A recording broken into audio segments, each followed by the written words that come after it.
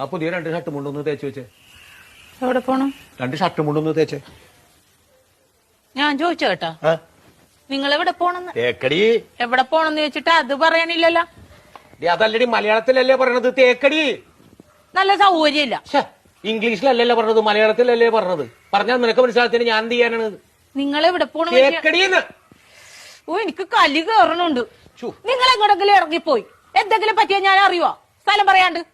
ഇനി അത് പോട്ടെ, ആരെങ്കിലും നിങ്ങള് തിരക്കി ഇവിടെ വന്ന് ഇവിടെ പോയെന്ന് ചോദിച്ചാൽ ഞാൻ എന്ത് പറയും? നിങ്ങളെ ഇവിടെ പോണ പക്ഷെ അത് പറ ആദ്യം. തുണി ഞാൻ തേച്ചു തരാം.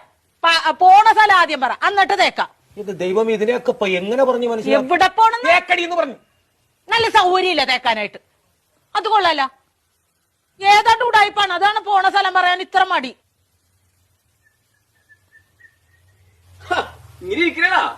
റെഡിയായില്ലേ?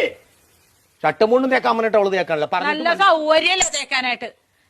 പോണ സ്ഥലം ഇതുവരെ പറഞ്ഞില്ലല്ലോ. എടാ, ഒരു 100 വട്ടം ഞാൻ ഇയാളോട് ചോദിച്ചു എവിടെ പോണ എവിടെ പോണെന്ന്. എന്നിട്ട് അയാൾ തുണി നാക്കണ കാര്യം പറയണല്ലാതെ പോണ സ്ഥലം പറയണില്ല. എനിക്കും പറ്റൂല.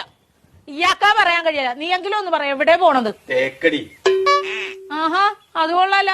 ദേ, ഒരു കാര്യം ഞാൻ പറഞ്ഞേക്കാം, എന്റെ കെട്ടിയൻ എന്നെ ഇടിപൊടിന്ന് വിളിക്കും. എന്ന് വെച്ച് കണ്ടവന്മാര് വീട്ടിൽ കയറി ഒന്ന് ഇടിപൊടിന്ന് വിളിച്ചിട്ടില്ല, അടിച്ച കാരണം വിളിക്കും.